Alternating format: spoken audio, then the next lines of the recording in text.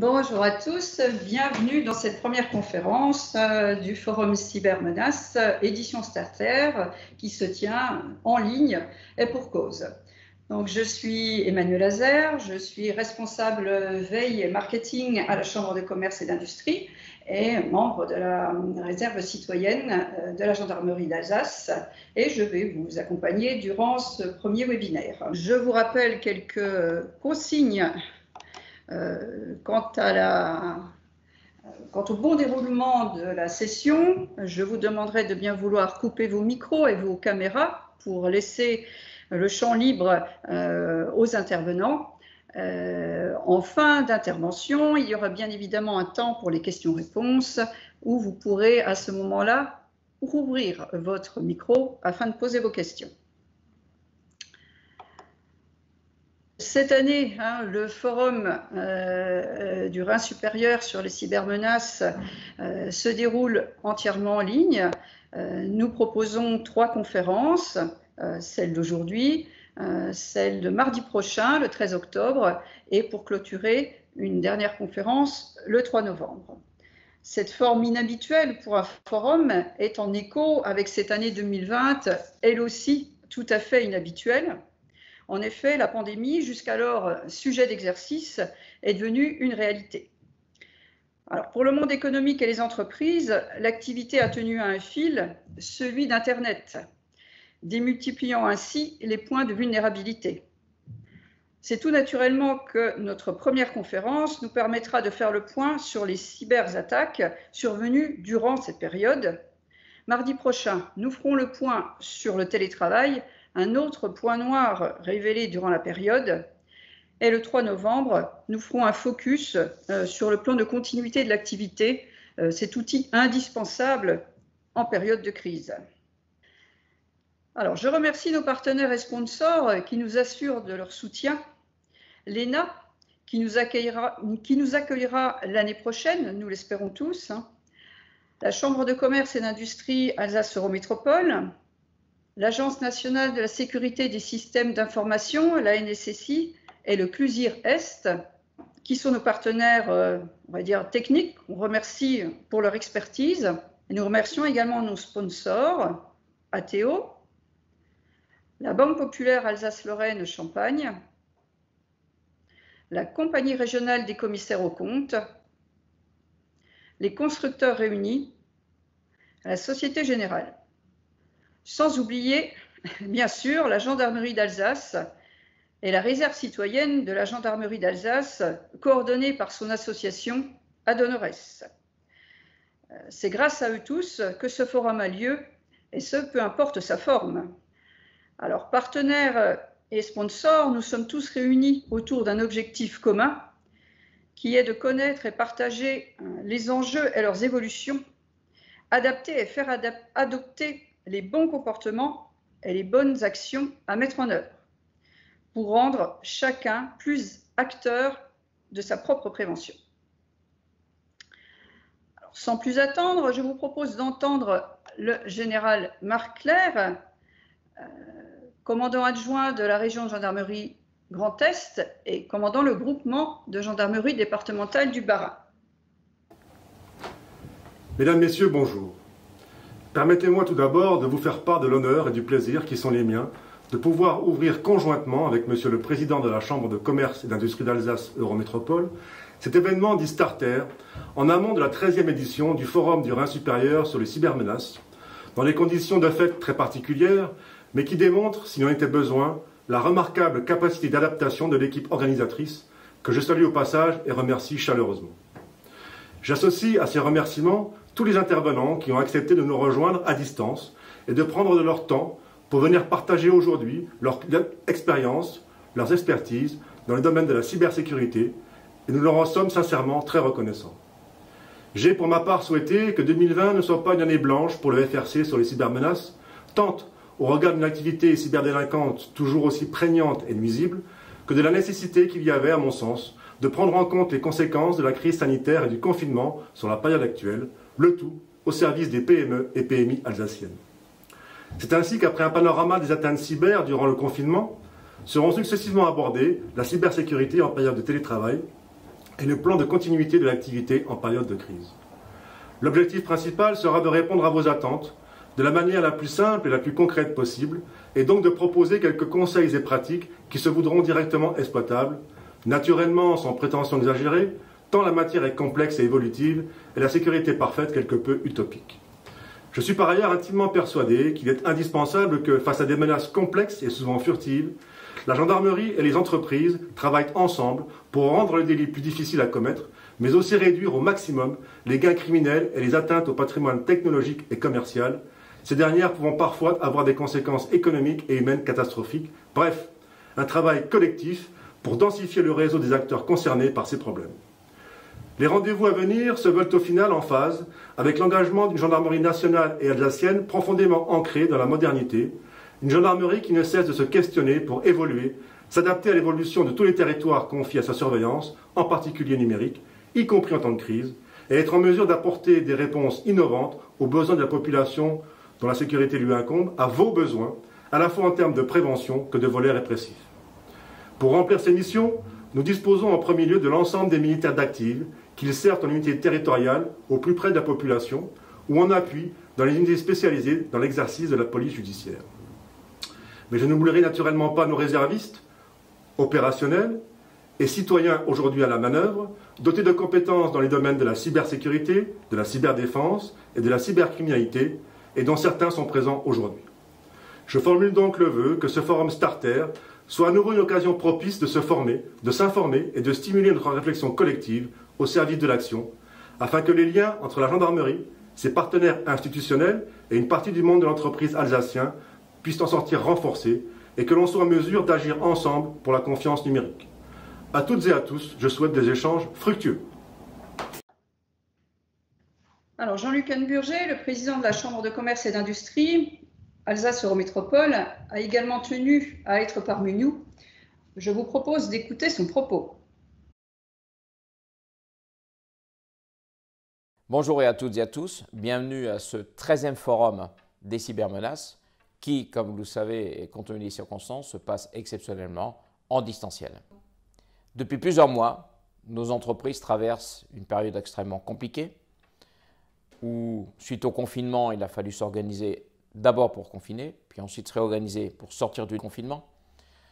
C'est un travail assez particulier que les entreprises n'aient pas l'habitude non plus de traverser ou de mettre en pratique. Et ce que nous pouvons constater aujourd'hui, c'est que près de 2/3 des entreprises ont redémarré et sont en activité quasi pleine, ce qui est plutôt une bonne nouvelle pour notre territoire alsacien. Mais par contre, il reste 1/3 d'entreprises qui encore aujourd'hui rencontrent des difficultés et on ne sait pas pour combien de temps. La CCI s'est fortement engagée pour accompagner les entreprises dès les premiers instants afin de leur permettre de mettre en œuvre les mesures prises par le gouvernement, les nouveaux dispositifs mis en place qui ont été exceptionnels, qui ont été rapides, rappelons-le, et qui ont permis justement à ces 2/3 d'entreprises aujourd'hui d'être plutôt dans des conditions correctes. Pour autant, la période qui arrive ne va pas être toute simple, puisque bien évidemment, il va falloir commencer à rembourser les prêts garantis par l'État. Il va falloir payer le retard des charges fiscales et sociales, les étaler dans le temps, et les entreprises vont devoir être confrontées encore à un certain nombre de difficultés. La CCI est là pour les accompagner, mais à ces fragilités-là vont se rajouter d'autres risques. Ce sont les risques liés à la cybermenace. Parce que bien évidemment, nous avons un certain nombre d'acteurs concernant ces cybermenaces qui aujourd'hui sont très actifs pour profiter de ces moments de troubles et de difficultés que rencontrent les entreprises pour accentuer leurs actions contre ces entreprises. Dès le début de l'année 2020, le Barometer Alliance signalait que les cyberincidents arrivaient en tête des sources de risques pour les entreprises. Alors bien évidemment, je crois qu'aujourd'hui, il faut aussi que nous apprenions et que nous mettions en œuvre un certain nombre de moyens destinés à accompagner plus ces entreprises dans la sensibilisation, c'est la première des choses, et surtout dans l'accompagnement, à trouver des solutions rapides pour se protéger plus qu'avant et de se signaler le plus rapidement possible lorsqu'elles font l'objet de cyberattaques. Nous accompagnons nos entreprises de plus en plus vers la digitalisation parce que c'est une nécessité pour le développement économique, mais parallèlement, nous avons intégré également aujourd'hui des processus en matière de diagnostic afin de leur permettre aussi d'évaluer jusqu'où elles sont ou elles peuvent être protégées. Je me réjouis à nouveau de cette collaboration entre l'ACECI, l'association Ad Honoraris et la région gendarmerie d'Alsace qui permet d'unir des compétences au profit du monde économique, des entrepreneurs, afin de réussir et de se protéger. Voilà. Après ces propos introductifs, nous allons rentrer dans le vif du sujet, le panorama des atteintes cyber durant le confinement. Il sera traité selon 3 angles différents. En France, c'est le colonel Éric Fraissinet qui s'en chargera. Puis Denise Gross évoquera ses constats depuis l'Argentine. Et enfin, l'adjudante Elena Valéjo fera un focus sur ce qui s'est passé en Alsace. Alors, ces 3 interventions qui vont suivre seront chacune suivies de questions-réponses. Vous pourrez poser vos questions en cours d'intervention via le chat. Elles seront reprises à la fin. Sinon, à l'issue de l'intervention, après avoir ouvert votre micro, vous pourrez la poser en direct. Alors, merci au colonel Fraissinet d'être parmi nous. Je rappelle qu'il est du pôle national de lutte contre les cybermenaces de la gendarmerie nationale en charge de la stratégie de transformation numérique de cette force de sécurité. Il est également ancien conseiller chargé de la lutte contre les cybermenaces au ministère de l'Intérieur, polytechnicien et membre du lauréat à Nancy. Mon colonel, c'est à vous. Je vais arrêter ma présentation et vous laisser la place. Bonjour à tous. Merci de votre accueil. Je vais commencer la présentation dans quelques instants, mais juste quelques mots pour vous remercier. Je me réjouis de participer cette année dans une forme particulière au Forum du Rhin supérieur sur les cybermenaces, qui est un événement important en région pour échanger sur l'ensemble de ces risques. Et l'actualité de cette année est particulièrement riche et je comprends qu'elle préoccupe aussi. On a souligné à l'instant l'impact sur le tissu économique. Et pour nous, en fait, c'est aussi les citoyens au quotidien, les collectivités locales qui sont concernées.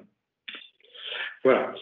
Ce que je vous propose, c'est de balayer progressivement l'ensemble de ce que nous avons vécu au cours de cette année en rapport direct ou non avec la crise épidémique, remettre les choses en perspective et les réponses qu'on y a apportées et essayer de vous expliquer comment on voit les choses pour les mois et les semaines qui viennent, et puis les conseils aussi qu'on a pu apporter aux entreprises, notamment aux acteurs de la santé au cours des mois passés. Alors, pour remettre les choses en perspective, une petite diapositive pour présenter le dispositif national en gendarmerie que vous connaissez certainement, avec quelques évolutions dans la terminologie. Donc, au niveau central, le pôle que j'anime à la direction générale, chargé de la stratégie du pilotage. Sur le plan opérationnel, à Pontoise, le Centre de lutte contre les criminalités numériques, le C3N, qui est à la tête de la chaîne d'investigation et de la coordination opérationnelle au sein de la maison. Et puis, au sein de l'Institut de recherche criminelle de la gendarmerie, une division de criminalistique, ingénierie et numérique, avec en particulier un département informatique et électronique qui traite de preuves numériques de façon avancée. Et ensuite, au niveau régional, des groupes cyber dans les sections de recherche, et plus particulièrement certains qui ont été renforcés en antenne du C3N pour les enquêtes de niveau régional, les enquêtes sous pseudonyme, etc.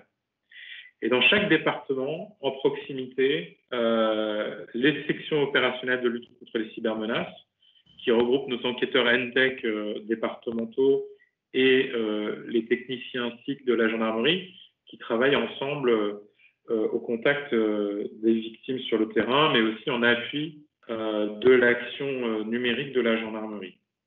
Et puis, aujourd'hui, plus de 5300 enquêteurs numériques de proximité, donc les correspondants en technologie numérique ou CNTech, qui sont dans toutes les brigades et dont on augmente régulièrement le nombre pour assurer un rôle de proximité, le premier contact avec les victimes, les enquêtes les plus simples, ou en tout cas le début des enquêtes, et puis les analyses techniques et par exemple en matière de téléphonie mobile. Donc ça, c'est notre dispositif national. Alors, il n'y a pas tous les acteurs, hein, il y a beaucoup d'autres acteurs en matière de sécurité de nos propres systèmes d'information, en matière de renseignement sur Internet. Mais c'est le cœur là qui nous est décrit. Alors, la crise du coronavirus nous a amené à développer une posture sur 4 piliers. D'abord, une démarche d'anticipation et d'analyse de la menace qu'on a mis à jour quotidiennement. C'était très important de bien évaluer ce à quoi nous étions confrontés, ce à quoi allaient être confrontées les victimes ou étaient confrontées les victimes sur le terrain. Et le volet suivant, le pilier suivant qui en découle, c'est des actions de veille et d'investigation pour détecter des phénomènes qui nous concernent en France et puis déclencher des enquêtes. Je vous donnerai quelques exemples tout à l'heure. Le troisième pilier, c'est des actions de prévention. Très vite, on s'est rendu compte, d'abord vis-à-vis de certains publics essentiels à la gestion de la crise, essentiellement dans le secteur médical au départ, ou la logistique aussi, qu'il était important de porter certains messages. Et puis, comme on va le voir tout à l'heure, comme les délinquants sont adaptés à la situation, il a fallu aussi adapter notre message par rapport à ces risques spécifiques pendant la crise du Covid, en tout cas pendant cette période de confinement notamment qui a été assez aiguë pour tous. Et puis, le quatrième pilier, c'est la prise en compte de la sécurité de nos propres systèmes d'information. Je n'irai pas dans le détail, mais ça a été un aspect important de notre gestion de crise cyber pendant le confinement et encore aujourd'hui. Par exemple, parce que nous, comme d'autres, avons beaucoup développé les solutions de travail à distance. Et donc, il a fallu que nos équipes chargées de la sécurité mènent une veille particulière de ce côté-là, en plus d'équiper spécifiquement, par exemple, de renforcer la capacité en accès à distance et donc de nombreuses actions dans ce domaine. Et puis, évidemment, tout ça a bouclé, l'anticipation et l'analyse de la menace avait lieu régulièrement et ensuite a alimenté toutes ces mesures. Alors, si on regarde justement cette anticipation et cette analyse, je vous propose de revenir un petit peu au début de l'année. Au début de l'année, qu'est-ce qui se passait dans le monde? C'est d'abord à droite la Chine qui était frappée et certains acteurs ont pu noter que certains analystes en cybersécurité ont pu noter qu'il y a eu des attaques contre les intérêts chinois au tout début de la crise, notamment par un groupe qui est proche du Vietnam ou qui se trouverait au Vietnam, qui s'appelle APT-32, qui a mené des attaques dès le mois de janvier, dès le début de la crise. Et donc, un des éléments qu'on peut en conclure, c'est que les acteurs de type APT qui cherchent à déstabiliser ou à profiter des situations de crise ont évidemment sauté sur l'occasion de cette crise, d'abord en Chine. Et si on analyse la menace, ce qu'on risquait de voir arriver, c'est des attaques avec des campagnes de messagerie pour rediriger vers des faux sites web pour la commercialisation de produits liés au coronavirus, vous l'avez tous constaté, des fausses commandes et des faux ordres de virement adressés à des entreprises, à des pharmacies, pour détourner directement de l'argent des victimes, du hameçonnage, du phishing, de la diffusion de virus, en reprenant le thème du coronavirus dans les messages,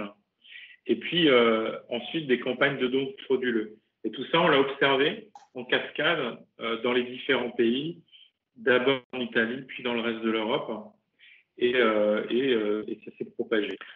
Ce qu'on a constaté aussi, c'était l'impact du télétravail, et donc potentiellement une moins grande vigilance des personnes, un équipement qui n'est pas forcément préparé à faire face à ce type de menaces. Et de façon globale, hein, la plupart des organisations ont eu du mal à se repositionner, notamment à redonner les bons contacts aux personnes pour établir les bons réflexes en cas d'incident. Et donc, on a constaté aussi qu'un certain nombre de critères étaient particulièrement en place là. Le secteur de la santé, évidemment, mais aussi le secteur de l'alimentation, le secteur de la logistique et présenter un certain nombre de risques. Donc ça, c'était le constat de départ et puis ce qu'on a commencé à observer assez rapidement. L'idée générale de notre action, du mois de février, en tout cas à partir du début mars, jusqu'à la sortie du confinement, l'essentiel de notre action, c'est qu'on s'adaptait en permanence à l'évolution des risques, à l'évolution des possibilités aussi qui nous étaient offertes. Par exemple, un certain nombre de coalitions se sont mises en place au niveau mondial pour partager de l'information. Il y en a deux principalement dans lesquelles s'échangeait de l'information sur la menace. Une qui s'appelait la Cyber Threat Coalition et l'autre qui s'appelait la COVID CTI League. Alors pourquoi il y en avait plusieurs? Tout simplement parce que c'était initié par différents acteurs. Et là-dedans, s'échangeait en temps réel de l'information sur les créations de noms de domaine, sur les attaques qui ciblaient le secteur médical. Et donc, ça nous a permis d'anticiper un certain nombre de ces risques. Dans le même temps, de notre côté, les enquêteurs NTech, au niveau départemental, au niveau des sections de recherche, comme je le décrivais tout à l'heure, ont mené des actions de veille pour eux-mêmes détecter des sites web, des campagnes qui ciblaient le public français.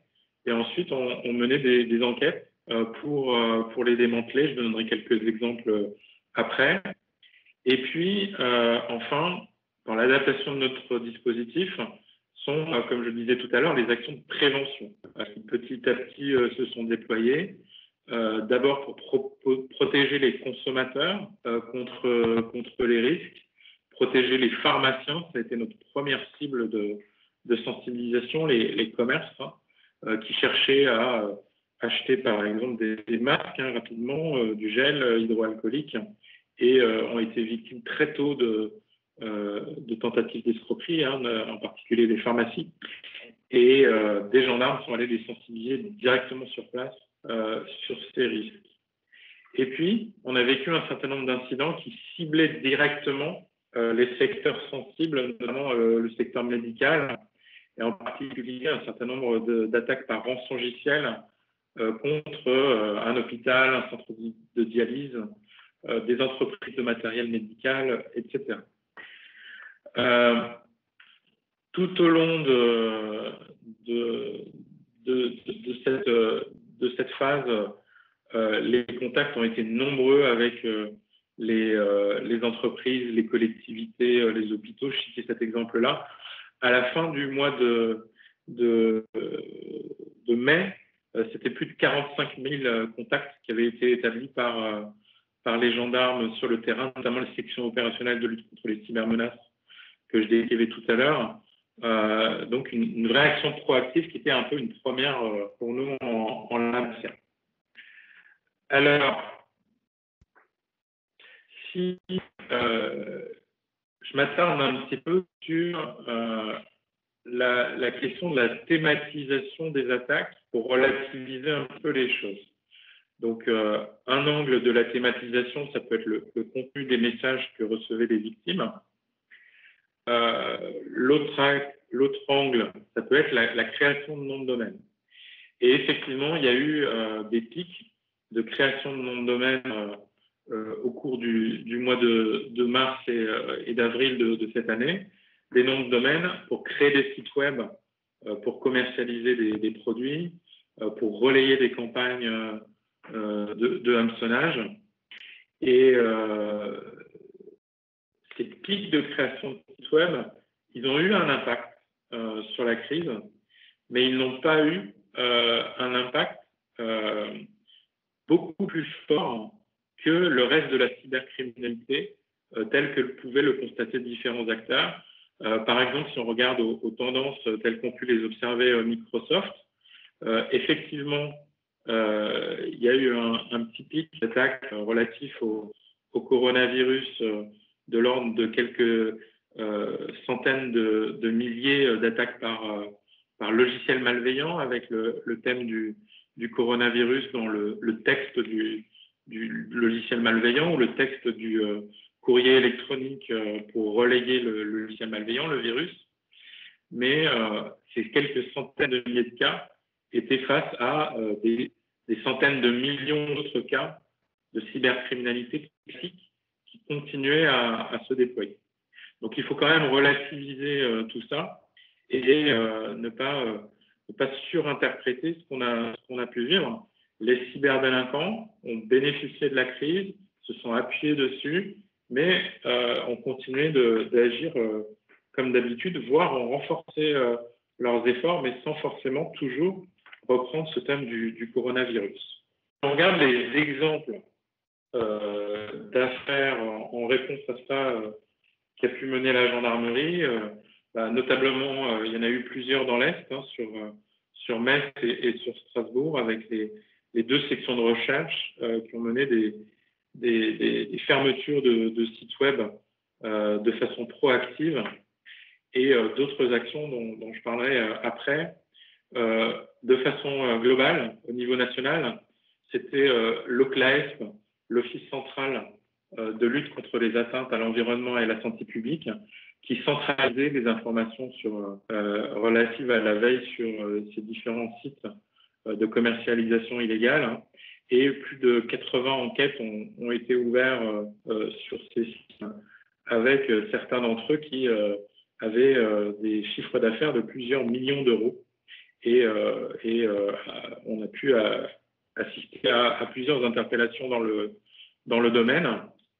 Un aspect qui est important à noter, et je le disais tout à l'heure, c'est le fait que ces actions sont proactives, c'est-à-dire parfois sans que les délinquants aient eu le temps de faire beaucoup de victimes, notamment au moment du déconfinement à Nîmes, un jeune homme qui offrait des services illégaux en rapport avec le déconfinement, c'est-à-dire des opérations de décontamination de locaux professionnels pour lesquels il n'avait aucune formation, aucun matériel et aucune accréditation particulière en matière de sécurité. Cette personne a été très rapidement interpellée au début du mois de mai, alors qu'il venait de créer cette activité illégale au moment du déconfinement. Dès le 11 mai, il a été interpellé à Nîmes. Si je prends un peu de recul sur tout ce qu'on a observé sur la période, parmi les atteintes cyber spécifiques au coronavirus, donc on a tous ces phénomènes que j'ai déjà évoqués. On a observé aussi un petit peu de travail dissimulé. On a observé aussi beaucoup d'infractions liées au comportement sur Internet, et plus particulièrement à l'expression publique, ce qui relève soit des infractions à la liberté de la presse, soit des atteintes aux personnes, notamment des menaces, du harcèlement, etc. Et les publics ciblés étaient assez variés, mais notamment tous les professionnels impliqués dans la crise, donc plus particulièrement les enseignants, alors soit sous forme de plaisanterie par certains enfants dans les espaces visioconférence, mais parfois de façon un peu plus agressive par des adultes. Et puis évidemment des élus locaux, des chefs d'entreprise qui ont été mis en cause sur Internet et directement en lien avec leur gestion de la crise épidémique. Enfin, on a ouvert en gendarmerie un certain nombre d'enquêtes ou en tout cas de veille spécifique sur des faits liés à la diffusion de fausses informations, notamment sur le vaccin, sur le masque, etc.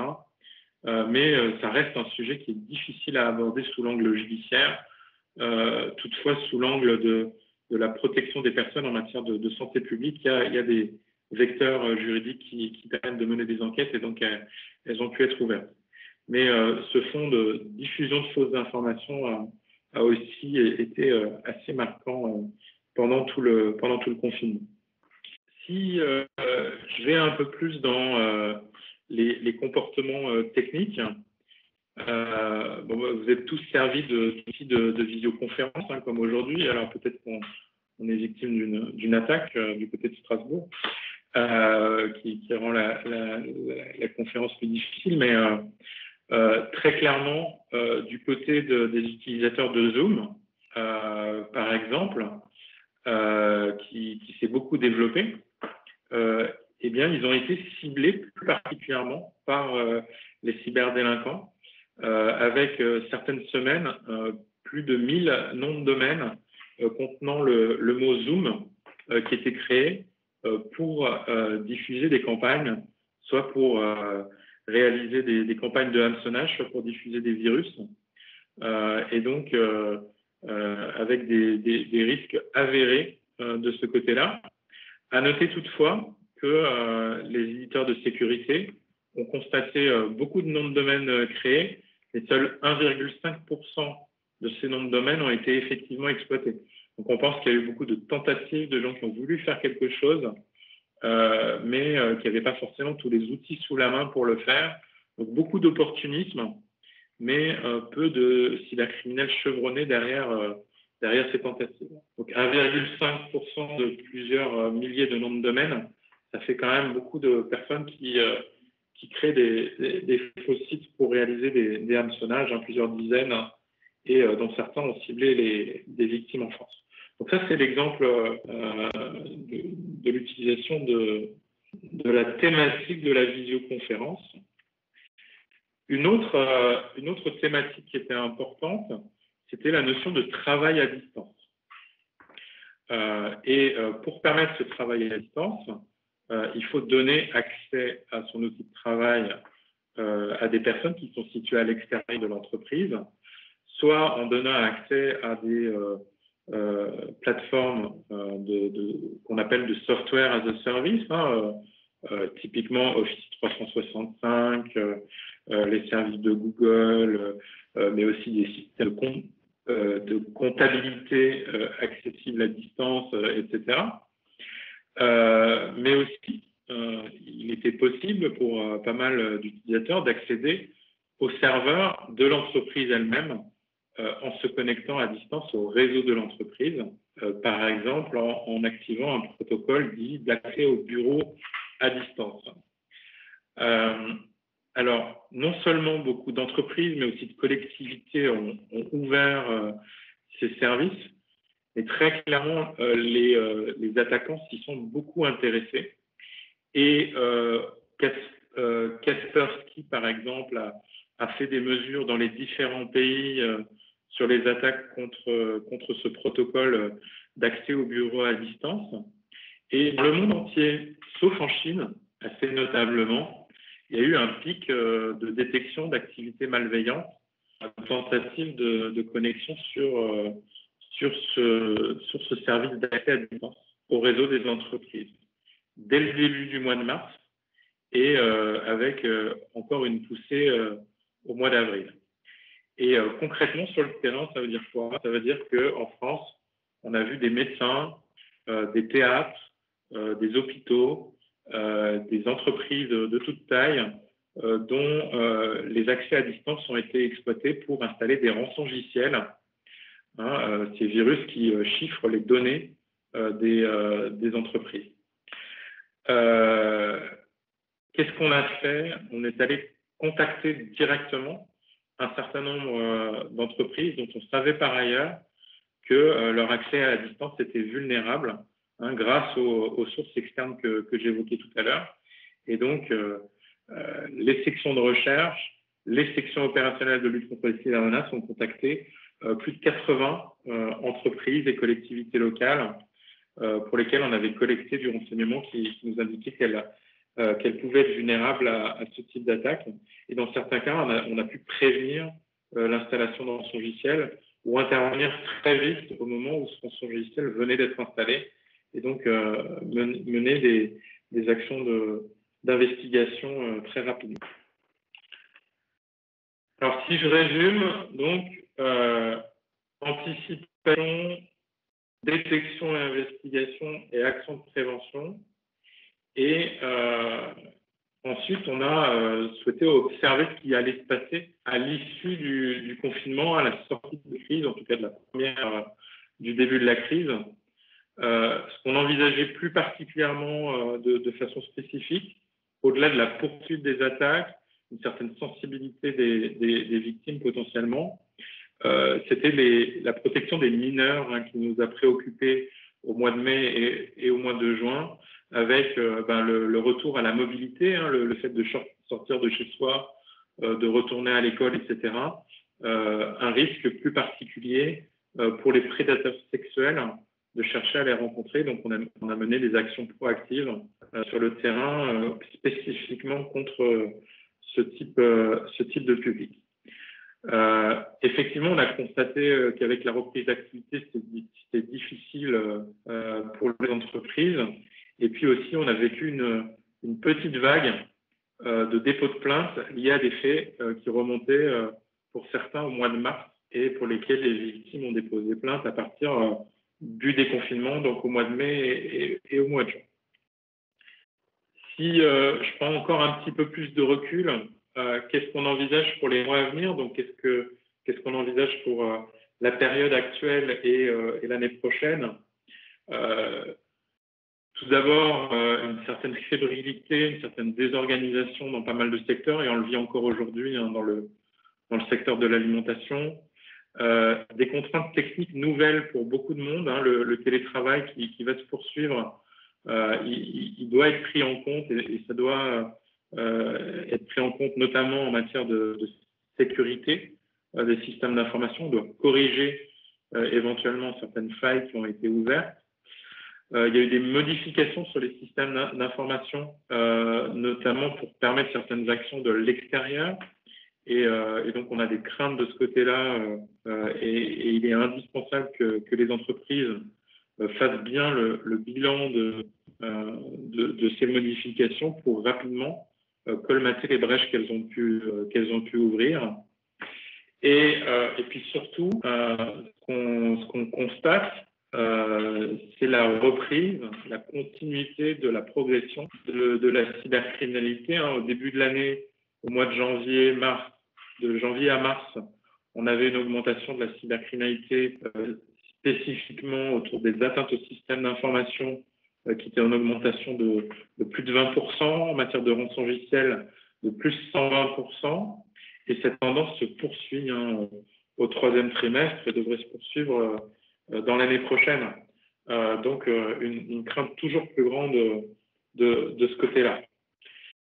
Et donc, si je dois résumer les conseils qu'on peut donner aux entreprises, le premier conseil, et j'espère que ça a été fait dès le mois de juin ou alors en tout cas au mois de septembre, faire un retour sur expérience sur qui a pu être changé dans l'entreprise, qui doit être adapté au télétravail, notamment aux règles temporaires qui ont été mises en place. Par exemple, les mots de passe qui ont des règles de modification régulière, peut-être réinstaurer ces règles si elles ont été suspendues, prendre des actions de prévention spécifiques au fur et à mesure qu'on reprend contact avec les employés, rattraper le retard en matière de mise à jour, d'application de patch, etc.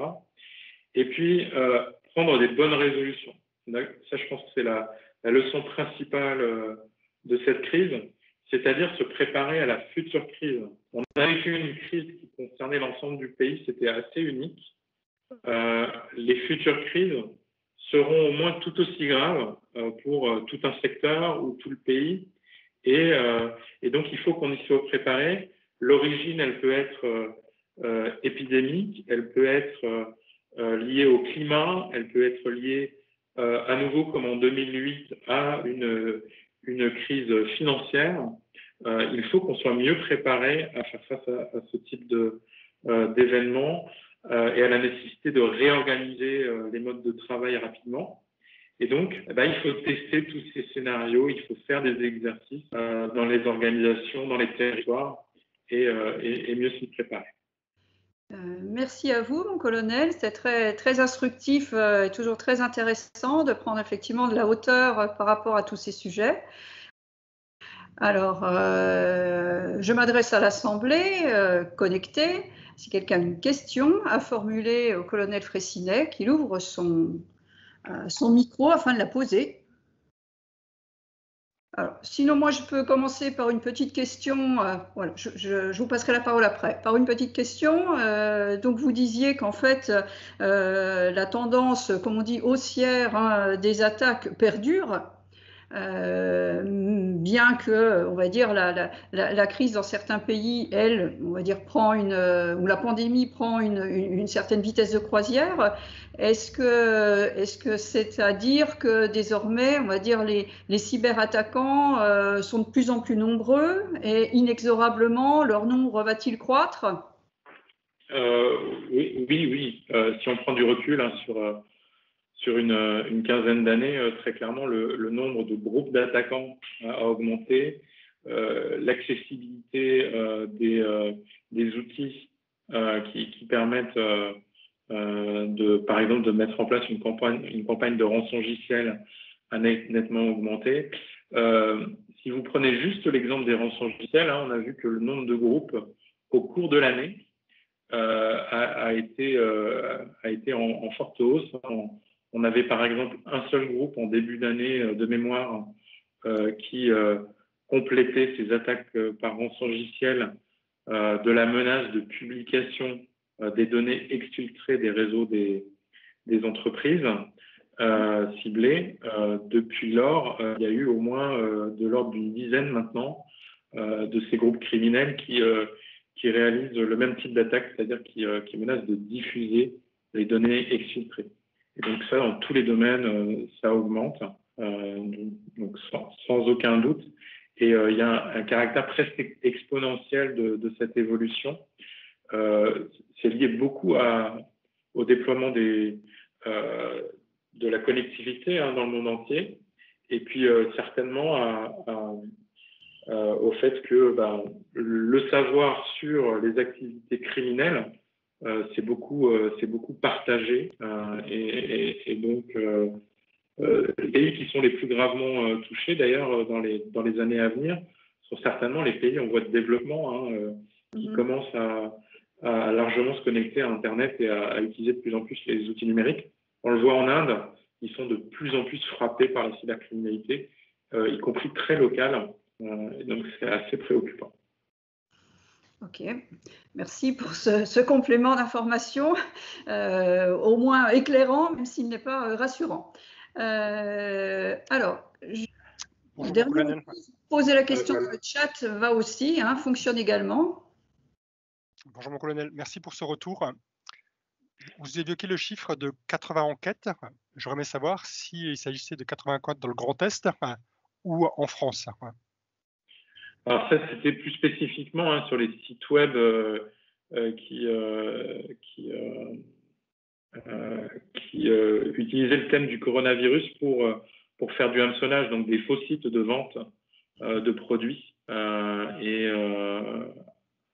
Donc sinon, il y a eu plus de 1500 enquêtes spécifiques au coronavirus au cours de la période du confinement. Très bien, merci pour cette précision.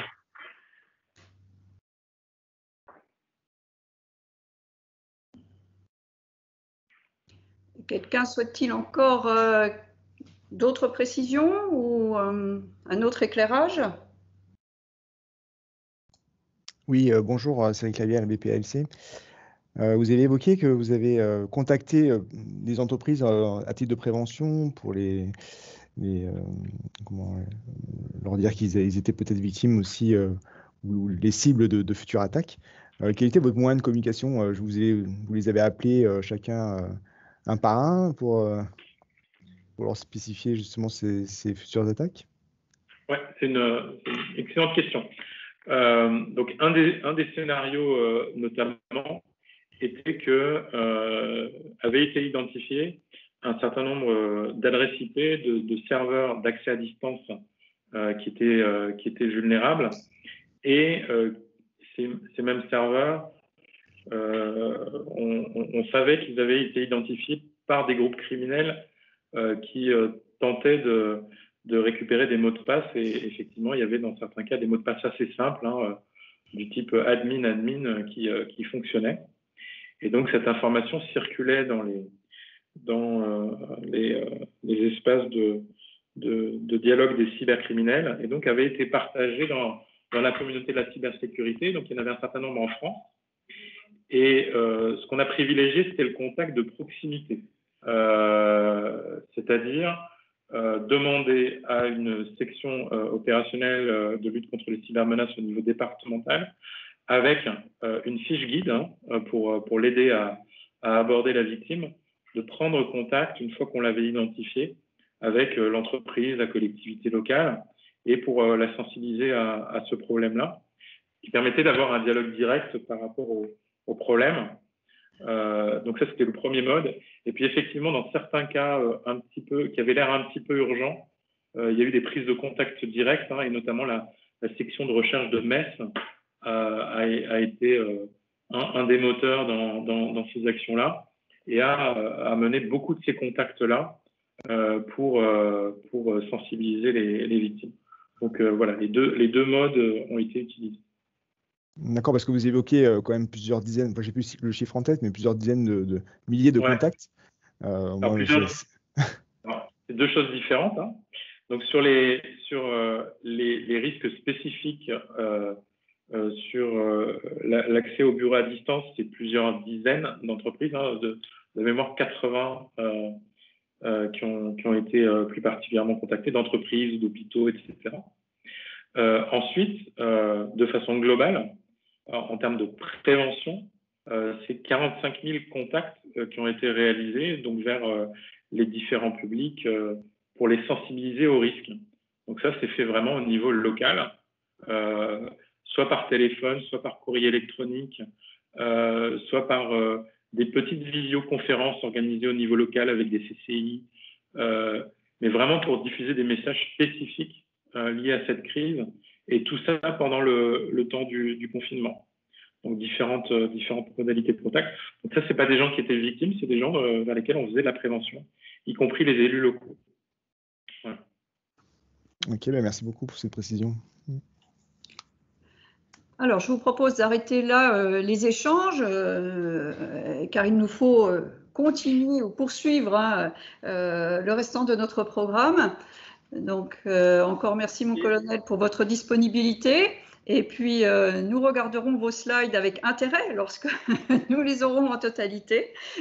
Et je vous remercie encore. Et nous allons poursuivre par la seconde intervention, celle de Denise Gross, qui, elle, va nous présenter la façon dont elle a pu voir la crise depuis l'Argentine. De Denise Gross, qui elle est avocate au barreau de La Plata et coordinatrice juridique du groupe de recherche sur l'ingénierie sociale de l'Université technologique nationale de La Plata. Et c'est en fait à ce titre qu'elle s'exprime et nous explique comment elle a vécu ce confinement depuis l'Argentine. Mesdames et messieurs, bonjour. Si vous êtes en train de regarder cette vidéo, cela veut dire que je n'ai pas pu être présente parmi vous aujourd'hui. Toutefois, c'est un honneur pour moi de pouvoir participer à cette rencontre virtuelle. En 2012, je suis venue au forum pour la première fois pour vous parler du recours à l'ingénierie sociale. Et 8 ans plus tard, je reviens vers vous pour vous montrer que c'est toujours, il s'agit toujours d'un sujet d'actualité. Alors, vous êtes peut-être déjà au courant, mais en Argentine, nous avons eu droit au confinement le plus long de la planète, car il a été déclaré par notre président le 19 mars, sauf que certaines flexibilisations, notamment à Buenos Aires, ont contribué à la propagation du virus de manière considérable. C'est pourquoi nous nous retrouvons encore dans une sorte de quarantaine hybride qui se prolonge toutes les 2 ou 3 semaines et nous n'arrivons pas à passer au déconfinement.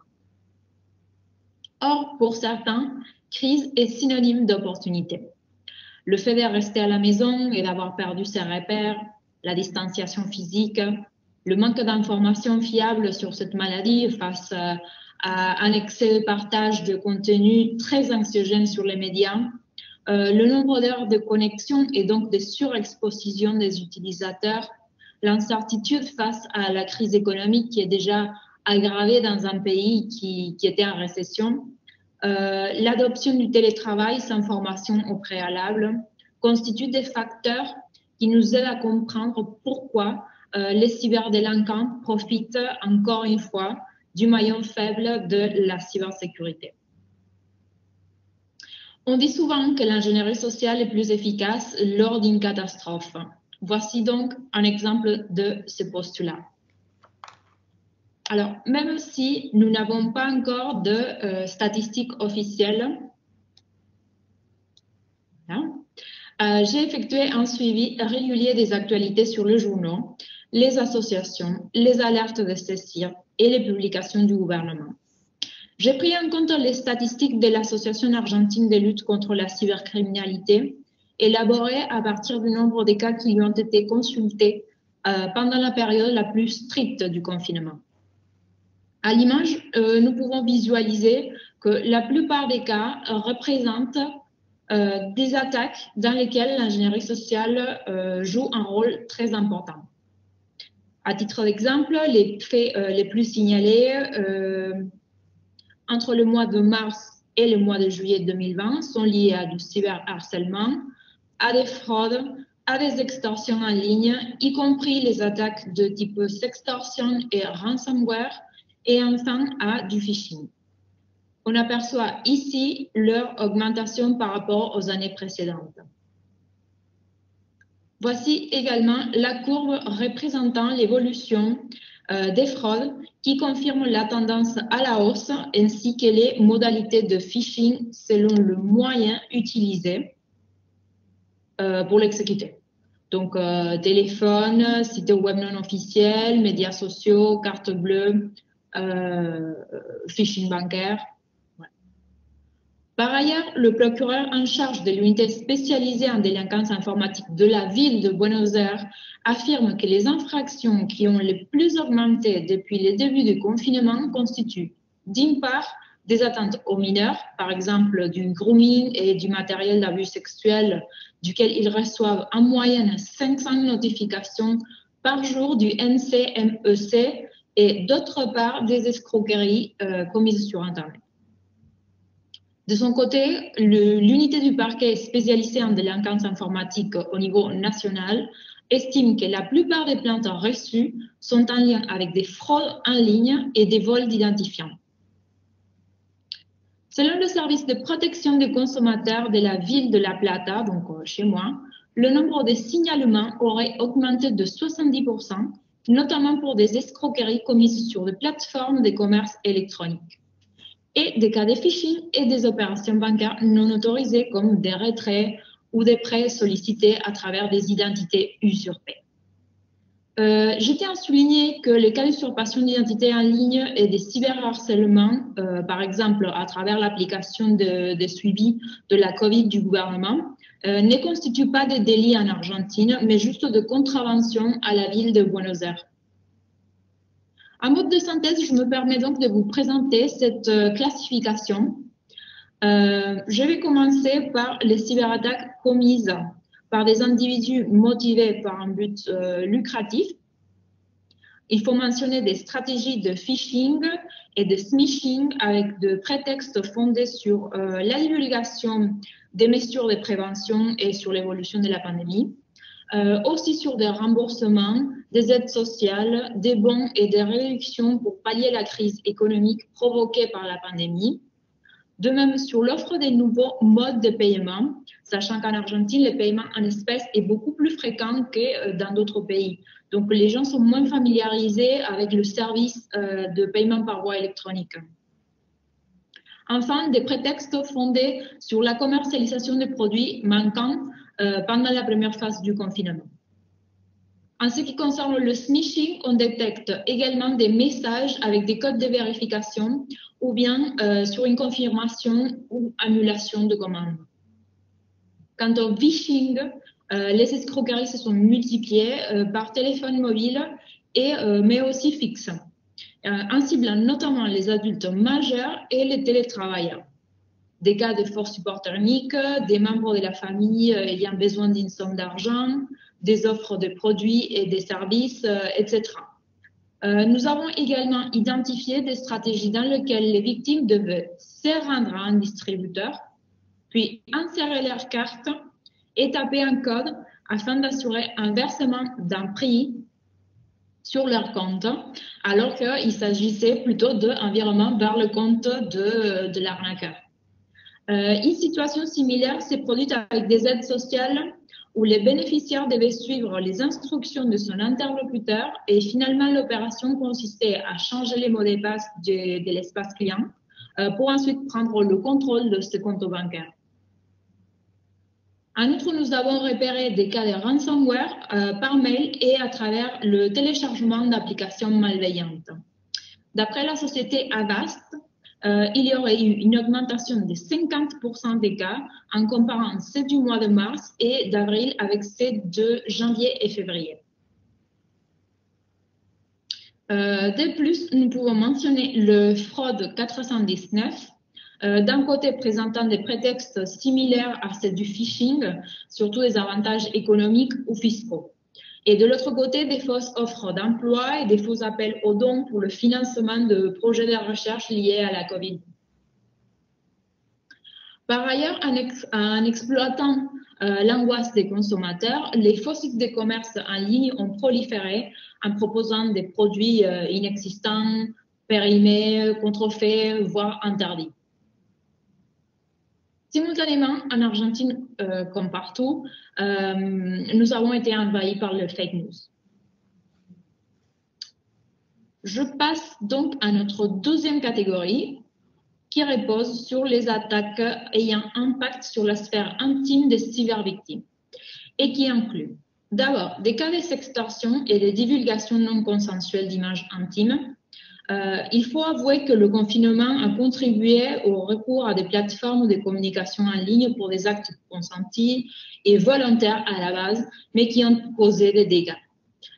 Ici, il peut s'agir d'une personne qui a transmis ces images dupées dans le cadre d'une stratégie d'ingénierie sociale ou d'une personne à qui la victime a fait confiance, mais qui s'est servi des images après par vengeance, ou bien d'une plateforme qui n'était pas sécurisée et qui a été attaquée, et sinon du vol du dispositif de l'utilisateur, tout simplement.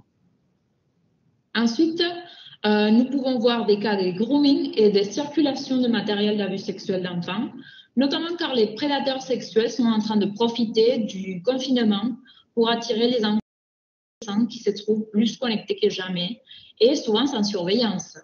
L'application TikTok, un succès chez les plus jeunes, est une source d'informations très riche pour eux et donc en danger.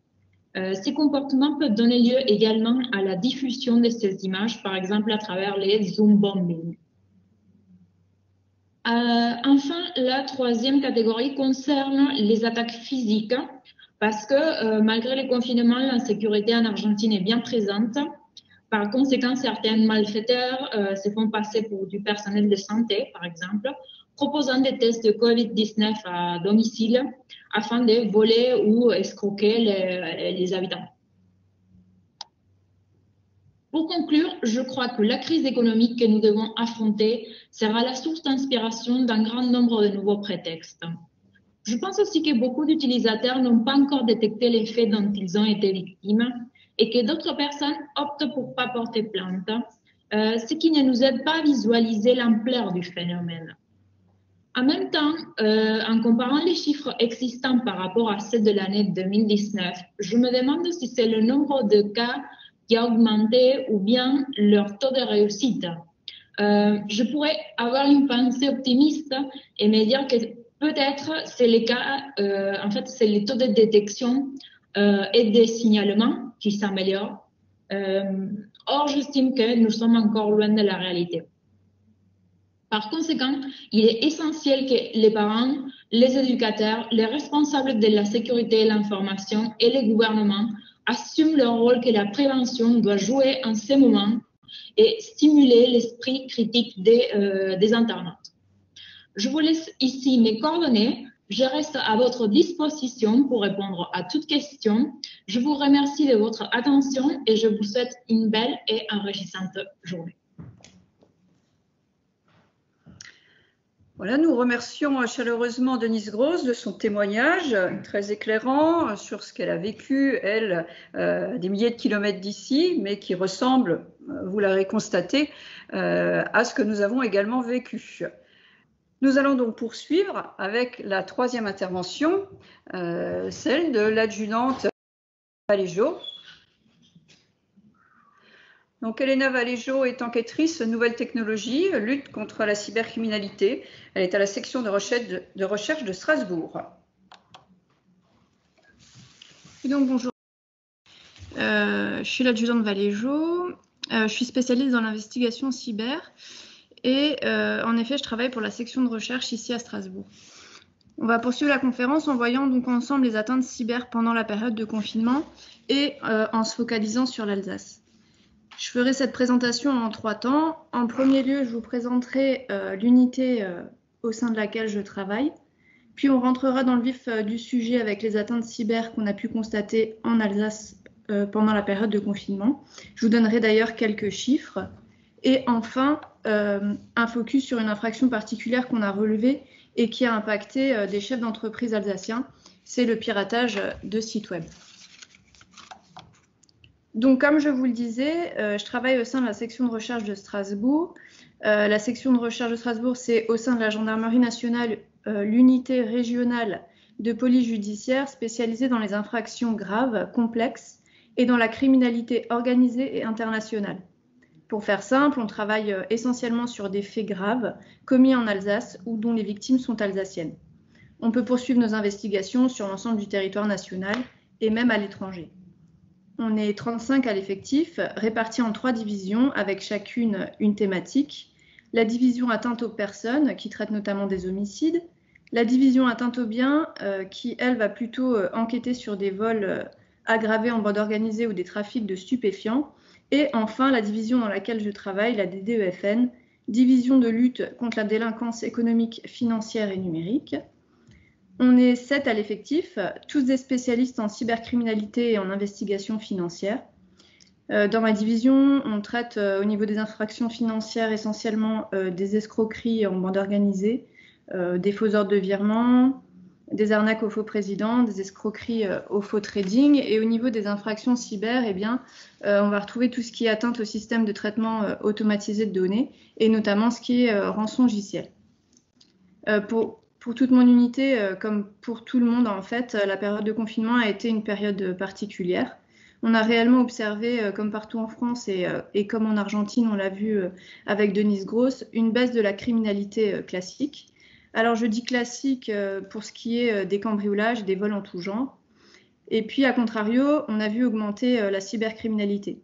Pour faire face à l'évolution de la délinquance, on a créé, le temps du confinement, à la SR de Strasbourg, un groupe cyber de 6 personnels.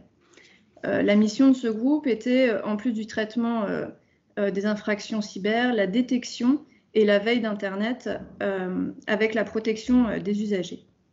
On a notamment réalisé une opération, colonel Fressinet en parlait, on va dire coup de poing, en fermant ou en participant, on va dire, à la fermeture de plusieurs sites frauduleux hébergés en France. Pour vous donner quelques chiffres, sur la période du 17 mars au 11 mai 2020, en reprenant les chiffres du Bas-Rhin et du Haut-Rhin confondus, on a observé une baisse de 49,88% de la délinquance classique et une augmentation d'environ 30% de la cybercriminalité. Alors pourquoi ce changement? Eh bien, avec le confinement, on a vu augmenter de façon considérable l'utilisation d'Internet, des réseaux sociaux, mais aussi des e-commerce, ce qui a engendré au final, on va dire, l'adaptation du délinquant à son milieu. On parle de plus 30% de cybercriminalité. Alors à quoi ça correspond? Eh bien, essentiellement à des escroqueries Internet. Et pour être précis, l'escroquerie à la vente de matériel médical et de médicaments. On a vu fleurir sur Internet des sites web frauduleux proposant du gel hydroalcoolique, des masques et de la chloroquine. Parmi les victimes, beaucoup de particuliers, mais pas que.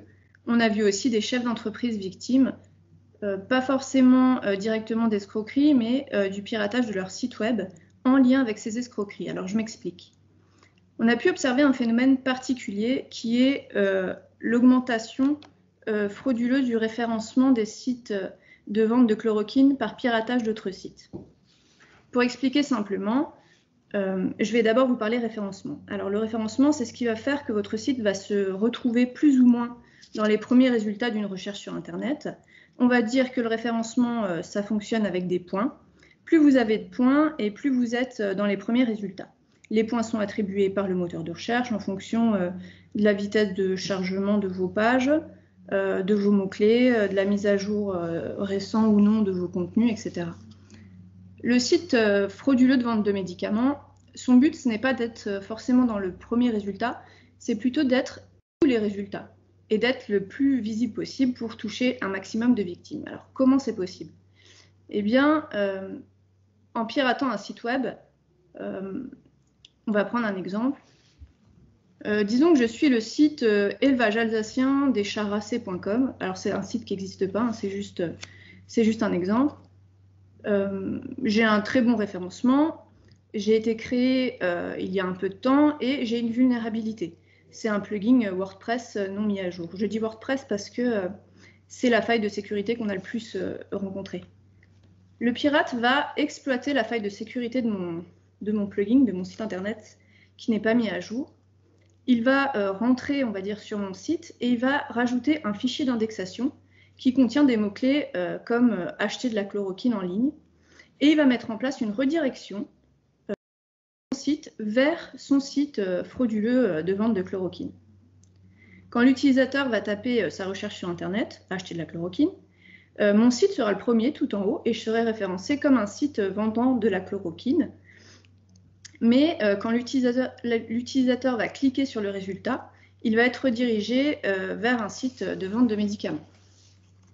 La plupart du temps, la victime ne remarque rien. Son site est toujours fonctionnel et il n'est pas d'apparence modifié. Alors ce type de piratage, même s'il apparaît transparent, il n'est pas sans conséquence. La conséquence la plus grave, eh bien, c'est, on va dire, que le site de la victime est répertorié comme étant vulnérable. Il pourrait même apparaître dans une base de données, on va dire, de sites facilement piratables. Et comme le site internet est, on va dire, la vitrine de l'entreprise, si il advenait quelque chose de plus grave comme un défaçage ou un vol de données, eh bien, ça entacherait l'image de la société. Pour vous donner quelques chiffres, pendant le confinement, on a relevé comme ça 40 sites web piratés en France et il y en avait 6 en Alsace. En Alsace, de mémoire, on a eu 2 professionnels immobiliers, un professionnel de la domotique, 2 professionnels de santé, je crois un musicien. Donc voilà pour ce qui est des victimes. Et au niveau des auteurs des infractions, eh bien, on a identifié des auteurs alsaciens, notamment pour ce qui est de la vente illégale de masques. Et puis pour tout ce qui est escroquerie à la vente de médicaments et piratage de sites, on est plus sur de l'auteur étranger qui agit hors du territoire national. Donc voilà pour ce qui est du constat alsacien. On a bien vu que l'Alsace n'a pas été épargnée. Et si si je peux me permettre, j'aimerais conseiller les sociétés à être toujours aussi vigilants en matière de cybersécurité.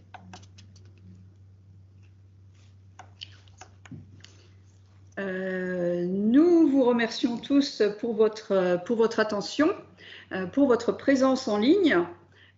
Pour cette première édition à distance, eh bien, voilà, nous avons été victimes de quelques difficultés dans nos manipulations, mais qui sont les aléas du direct. J'espère que vous ferez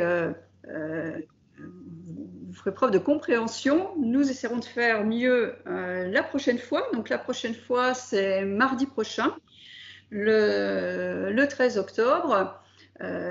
Pour cette fois-ci traiter exclusivement du télétravail avec notamment l'entreprise Systentia qui viendra témoigner et qui nous présentera des cas d'usage de clients. Donc sur ce point particulier où les entreprises ont été extrêmement vulnérables et comme le disait le colonel Fraissinet, sont toujours aussi vulnérables. Je vous remercie et bon appétit et à la semaine prochaine. Au revoir.